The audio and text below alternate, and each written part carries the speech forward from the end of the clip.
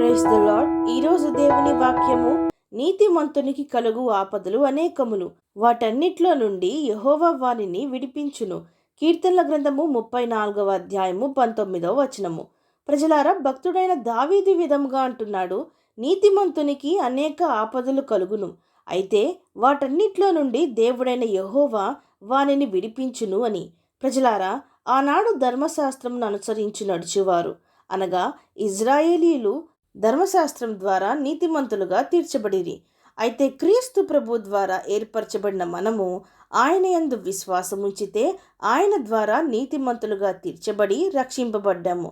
అయితే ప్రజలారా, మనలో అనేక మందిని అనుకుందుము కదా, మనం ఇప్పుడు క్రీస్తు బిడ్డలమయ్యాము, పాపపు జీవితం నుండి విడుదల పొందాము, యేసుక్రీస్తు రక్తంలో కడగబడ్డాము, విశ్వాసులుగా జీవిస్తున్నాము, నీతిగా యథార్థంగా జీవిస్తున్నాము గనుక ఇక జీవితము సాఫీగా సాగును. ఏ శ్రమ, బాధ, దుఃఖము, కన్నీరు, పోరాటము, వేదన ఇక మనకి ఉండవు, అన్నీ సంతోషమని అనుకుందుము. కొన్నిసార్లు అలాగున మనము ఈ లోకంలో జీవించినట్లయితే ఇది భూలోకం ఎందుకవును? అట్టి జీవితము మనకి పరలోక రాజ్యంలో లభించును గాని ఈ భూలోకంలో కాదు. గనుక మనము ఈ లోకంలో ఉన్నంత వరకు మనకు వేదనలు కలుగును, నిందలు కలుగును, ఆపదలు కలుగును, శ్రమలు కలుగును, పోరాటాలు కలుగును. చెప్పాలంటే యేసుక్రీస్తు ప్రభువుని నిజంగా విశ్వాసంతో వెంబడించు వారికి మరి ఎక్కువగా కలుగును.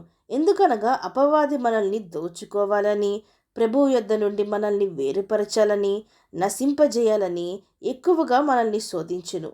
ప్రభువు సెలవిచ్చెను గదా, ఈ లోకంలో మీకు శ్రమలు కలుగును, అయినను మీరు భయపడకుడి, ధైర్యము తెచ్చుకునుడి, నేను లోకాన్ని జయించియున్నాను అని. ప్రజలారా, ఇటు లోకము ద్వారా, అటు మనుషుల ద్వారా, అటు శరీరమునకు, ఇటు ఆత్మకు అంతరంగంలో ఎన్నో పోరాటాలు, శ్రమలు, ఆపదలు కలుగును. అయితే దేవుని వాక్యము సెలవిచ్చుచున్నది, నీతిమంతునికి కలుగు ఆపదలు అనేకములు, వాటన్నిట్లో నుండి యెహోవా వారిని విడిపించును అని. ప్రజలారా, మన దేవుడే మనల్ని కాపాడువాడు, ఆయన కునుకడు, నిద్రపోడు. ఎందరైతే నిర్దోషులుగా జీవించుదురో, భక్తి కలిగి ప్రభువును వెంబడించుదురో, వారి చుట్టూ విస్తార ప్రవాహ జలములు పొరలి వచ్చినను నిశ్చయంగా అవి వారి మీదకు రావు. మన దేవుడే మనకు కోట, మన ఆశ్రయ దుర్గము, మనల్ని రక్షించు దేవుడు.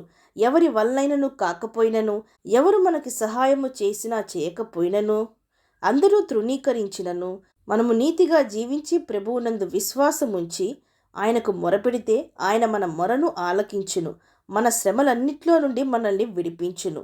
నీతిమంతులు 7 మార్లు పడినను తిరిగి లేచును, ఎందుకనగా వారు విశ్వసించు దేవుడు వారిని లేవనెత్తి బలపరిచి నడిపించును గనుక.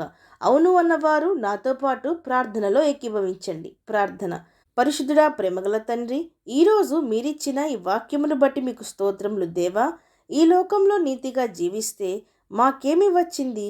శ్రమలు, అశాంతి, వేదనలు తప్ప అని కృంగిపోక, దేవా, నా శాంతిని మీకు ఇచ్చి వెళ్ళుచున్నాను, లోకం ఇచ్చినట్టు కాదు, నా శాంతినే మీకు ఇచ్చి వెళ్ళుచున్నాను అని మీరు చెప్పిన వాక్యమునందు విశ్వసించి, ఎన్ని ఆపదలు కలిగినా తండ్రి, మీరిచ్చిన శాంతి కలిగి, మీ యందు ధైర్యము, విశ్వాసముంచి మేము నిలవబడి మీకు మొరపెట్టి మా ఆపదలన్నిట్లో నుండి మేము విడుదల పొందుటకు, బంధకములన్నిట్లో నుండి విడుదల పొందుటకు సహాయము చేయమని వేడుకుంటూ, మమ్మను అనేక ఆపదల నుండి అనుదినము తప్పిస్తూ సజీవులుగా ఉంచినందుకు తండ్రి, మీకు లెక్కించలేని స్తుతులు, స్తోత్రములు చెల్లిస్తూ, సమస్త మహిమాగంతులు మీకే చెల్లిస్తూ, ప్రభువైన యేసుక్రీస్తు నామమున పెరట అడిగి వేడుకొనుచున్నాం పరమ తండ్రి.